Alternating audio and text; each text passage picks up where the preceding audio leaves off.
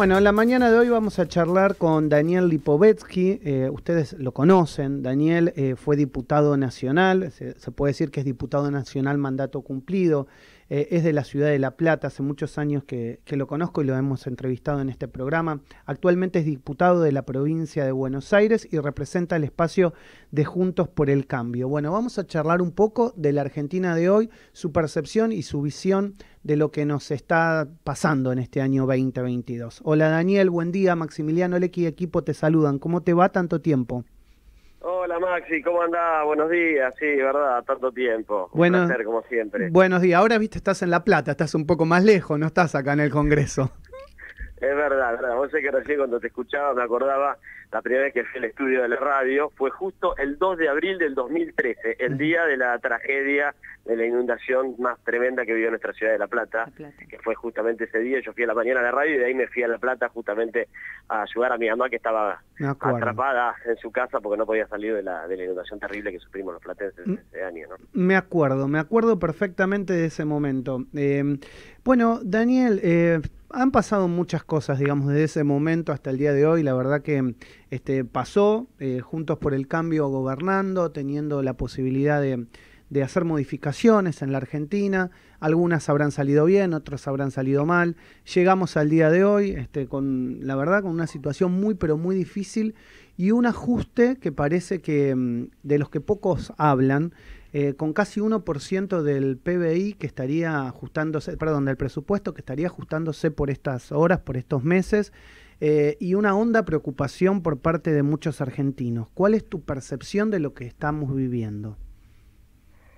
Bueno, mucha preocupación, ¿no? Y también un poco de bronca con el comportamiento del actual oficialismo, ¿no? ¿Por qué digo bronca? Porque en definitiva muestra un poco la hipocresía del oficialismo, que cuando nosotros en algún momento tuvimos que hacer algún tipo de recorte porque justamente buscábamos lograr el equilibrio fiscal tan necesario para evitar la hiperinflación que después obviamente este gobierno casi genera, digamos, estamos al borde de la hiperinflación con una inflación de casi 3 dígitos, se llenaban, se inmolaban, decían que esto era una locura y que cómo vamos a recortar la educación, que nosotros ni siquiera lo hicimos, vimos un montón de otras cosas, y este gobierno ahora agarra y recorta educación, recorta el área de discapacidad, los temas sociales, bueno, y todo el oficialismo actual que antes se mostraba compungido, hoy se calla la boca y lo único que se dedica es ir a marchar a la casa de la actual vicepresidenta para presionar a la justicia en la investigación, claramente donde ella está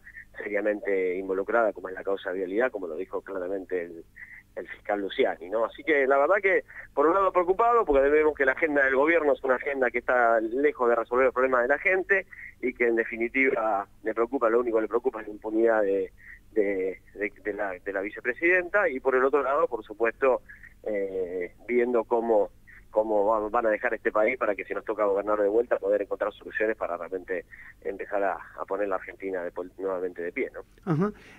Vos sabés que yo hacía el otro día algún tipo de comentario donde decía, está claro que la gente que va a apoyar a Cristina Kirchner tiene una situación de sentimiento personal hacia ella, pero también está claro que no estábamos hablando de la totalidad de la Argentina. De hecho, el otro día pasó un hecho que parece sacado de contexto o muy chiquito, pero que no es menor, que es cuando nombraron a Cristina Kirchner en la cancha de Boca, previo al partido, fue un abucheo general. Te lo pregunto porque también creo que sos de Boca, alguna vez hemos hablado, ¿no? Sí, voy de Boca y voy a la cancha. Justo el domingo no fui porque mi hijo se enfermó, pero si no hubiera ido. Y seguramente hubiera sido testigo de eso, que en definitiva, claro, porque a ver, la realidad que vos ves que dicen, bueno, la gente se manifestó a favor de la vicepresidenta, al pueblo, y la verdad que lo que vimos en la puerta de la casa ahí en Recoleta de la vicepresidenta es una mínima expresión, no fueron más de 5.000 personas, la mayoría de ellos, además que eran o funcionarios o dirigentes políticos vinculados con el oficialismo, no estamos hablando de realmente una representación verdaderamente popular como ellos quisieron hacer creer, y yo creo que hoy la mayoría del pueblo argentino, sin lugar a dudas, es que de alguna manera le cree al fiscal Luciani y repudia, digamos, esta actitud que ha tenido el kirchnerismo, claro, de querer presionar a la justicia, contar a la justicia, ¿no? Porque en definitiva, esto lo que hemos visto es repetitivo del kirchnerismo, ¿no? Esto parece un déjà vu, ¿no? Cuando uno lo escucha al mismo presidente Fernández hablar de comparar a Luciani, hablar de Nisman. En definitiva es lo mismo que vimos hace unos años, antes de lamentablemente el asesinato, o por lo menos el sospechado asesinato del fiscal Nisman, para no darlo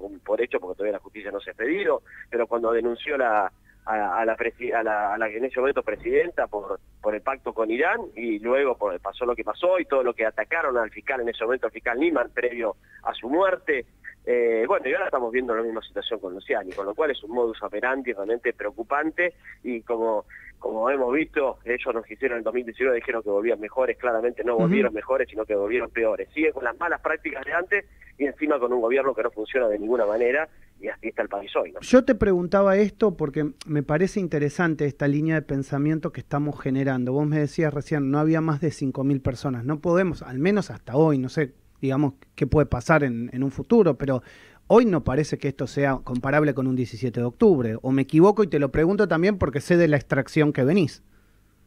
No, lejos de eso, lejos de eso. Primero porque el 17 de octubre fue genuino, fueron los trabajadores de Berisso, sobre todo, que empezaron a marchar y luego se unieron de todos lados, y era realmente una multitud en un momento muy distinto a este. Acá lo que vemos es una dirigencia, la mayoría son dirigentes que incluso tienen una relación de alguna manera no solo política, sino también económica, pues muchos son funcionarios públicos, que han sido funcionarios públicos políticos, digamos, que deben sus cargos a de alguna manera a haber trabajado políticamente con Cristina, y que fueron ahí a marchar justamente para, digamos, quedar bien con su jefa, no para otra cosa. Esta es la realidad. El 17 de octubre fue una marcha, un levantamiento donde reclamaban por la libertad de ese momento del general Perón, que era un hombre que realmente había trabajado por los derechos de los trabajadores en ese momento, ¿no? Nada que ver una cosa con la otra. Totalmente, te diría, totalmente lo contrario, porque Cristina lo que ha hecho todo lo contrario. Lo que hizo fue tratar de llenar su bolsillo con corrupción, como hemos visto con la cosa de Realidad, que es escandalosa, y que de ninguna manera ella ha dicho en algún momento que es inocente, o ha aportado alguna prueba en su declaración diciendo no tuve nada que ver con esto. La verdad que no ha explicado por qué durante su gobierno Lázaro Báez creó una empresa que duró todo el mandato de su gobierno y que fue beneficiado con muchísimas licitaciones, con obras que muchas veces no se terminaron, y a pesar de eso le siguieron dando licitaciones. Es inexplicable, no lo ha explicado, y en definitiva es lo que ha visto el fiscal Luciani, por eso lo ha acusado de alguna pena de 12 años, de una pena de 12 años, ¿no? Josefina Tajes, ¿querés preguntarle al diputado Daniel Lipovetsky? Hola Daniel, ¿cómo estás? Te voy a sacar un poquito del tema y te voy a hacer una consulta, te voy a ver, hacernos reflexionar un poquito sobre esta idea que vuelve otra vez el peronismo con la necesidad de suspender las PASO. ¿Qué están pensando desde tu espacio y cómo piensan abordarlo? Por supuesto estamos en contra, porque en definitiva ningún cambio de reglas electorales se puede hacer tan cerca de las elecciones. La realidad es cambiar las reglas de juego, y eso no se puede hacer, no se debe hacer, y si se quiere hacer realmente sería un escándalo, y además creo que generaría incluso posibles, digamos, alteración de la paz social, porque creo que la sociedad argentina no se va a bancar una manipulación del sistema democrático, de las reglas electorales, para beneficiar a un espacio político. Por lo tanto, yo espero y que no se les ocurra hacerlo, porque sería realmente una locura, y además con consecuencias impredecibles, ¿no? Así que no, sin lugar a dudas vamos a estar en contra, y vamos a hacer todo lo que está a nuestro alcance, no solamente como dirigentes, sino creo que como argentinos, para evitarlo. Está claro que si lo quieren hacer es solamente para tratar de tener un rédito político, no porque sea hoy la manera de resolver los problemas que tiene la Argentina. Para resolver los problemas de Argentina hay que gobernar, hay que tener un plan económico, hay que ser responsables con el gasto público, cosas que este gobierno no ha hecho de ninguna manera, ¿no? Daniel, te pregunto por el tema de la ley de alquileres, que bueno, todos conocemos con tu nombre, ¿no? La ley de Lipovetsky, porque de alguna manera llevaste adelante el consenso de tratar de sacarla adelante. Uno entiende que la apoyó tanto el oficialismo como la oposición de la época, porque se pensó que era lo mejor. Hoy vemos que eso no ha sucedido. ¿Te he escuchado alguna vez una autocrítica al respecto? No sé si, digamos, corriendo un poco los años y corriendo un poco la distancia de que ya se implementó, ¿tenés alguna percepción para atrás? ¿Y qué dirías que hay que cambiar hoy respecto a esa ley?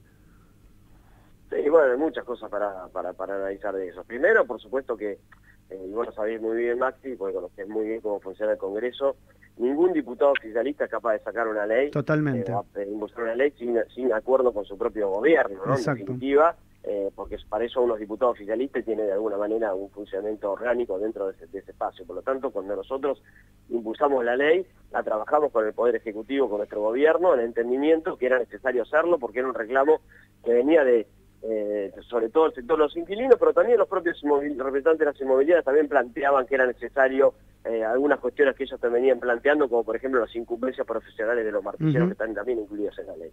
Y por lo tanto en ese marco trabajamos con nuestro gobierno en una mesa que se armó, donde estuvo representantes de la FIP, de la Secretaría de Vivienda, de la Agencia de Inversiones, bueno, por supuesto participaba yo, una representación del Congreso, de la Cámara de Diputados, y en ese marco elaboramos un proyecto de ley que yo lo presenté, por supuesto, también porque era presidente de la Comisión de Legislación General, que era la comisión que iba a tratar el proyecto, y luego en el trámite parlamentario se le fueron introduciendo algunas modificaciones para tener el consenso para ser aprobado. Algunas de esas modificaciones son las que hoy creo que no han funcionado, más allá de que creo que ninguna ley hoy, en la realidad actual, con una inflación de 3 dígitos, ninguna ley va a funcionar, y con un gobierno como este. Por lo tanto, de alguna manera, aunque la ley la modifiquemos y tratemos de hacerla mejor, que estaría bueno que lo haga el Congreso, no tengo ninguna expectativa de que pueda resolver ningún problema, porque en definitiva, que hoy tiene el mercado inmobiliario, pues en definitiva el problema es del gobierno y de la inflación y no de una ley determinada, ¿no? Pero si me preguntás a mí en retrospectiva, yo creo que el método de actualización anual, que no está previsto en el proyecto que nosotros presentamos un método de actualización semestral, pero en el debate parlamentario el kirchnerismo planteó eso y era la única manera de avanzar, y no hubo objeciones de nuestro bloque ni del otro, ni del bloque de ellos, por supuesto, que lo había planteado. Yo creo que eso habría que corregirlo. Creo que el semestral es lo mejor en el método. Y el tema de los 3 años, que es el otro tema que está discutiendo el Congreso, mirá, en su momento nosotros entendimos que era necesario porque el plazo de 2 años era corto en un país que era mucho más estable que este, y 2 años realmente para un inquilino muy corto. Uno ingresa a la vivienda y al año, si el propietario te decide no renovar, ya tenés que estar empezando a mudar a tu familia con todo lo que eso implica. Claro. 3 años le da más estabilidad. Ahora, por supuesto, que del otro lado, en un contexto, en un gobierno que durante la pandemia congeló precios, suspendió los desalojos, generó y genera todos los días incertidumbre de todo punto de vista atacando la actividad privada, claramente hoy parece mucho, entonces por lo tanto es un tema que por lo menos el Congreso debería debatirlo, ¿no? Saco al Daniel político y me meto en el Daniel persona. Porque obviamente nos conocemos hace años y sé que te puedo hacer esta pregunta. ¿Sentís que a veces la política es un poco injusta? Esto de tener que salir a marcar, bueno, todos los bloques políticos apoyaron esto y hoy muchos de afuera y de adentro me quieren hacer cargo a mí de una ley que estuvo consensuada. Mira, sí, también uno tiene ciertas responsabilidades cuando uno es oficialista, ¿no? Porque uno podría decir un montón de cosas de alguna manera sobre la responsabilidad de cada uno de los funcionarios de nuestro gobierno que participaron en ese debate, y yo prefiero de alguna manera tomar la posta, porque en definitiva fue quien presenté el proyecto, más allá que, insisto, como te decía, no fui el autor solamente del proyecto, sino que se trabajó en una mesa de trabajo de nuestro gobierno. Cuando uno es oficialista tiene algunas responsabilidades, yo prefiero ser orgánico en ese marco y en definitiva entender que en este caso me toca dar las explicaciones, más allá que yo la ley la hicimos con toda la buena fe y por supuesto entendiendo que era necesaria, ¿no? Y sigo pensando que la ley era necesaria. Ahora, por supuesto, en este contexto lamentablemente no fue la efectiva que hicimos, más allá de que muchas veces se habló de que la ley venía a bajar los precios de los alquileres y nunca fue el objetivo de la ley esa, ¿no?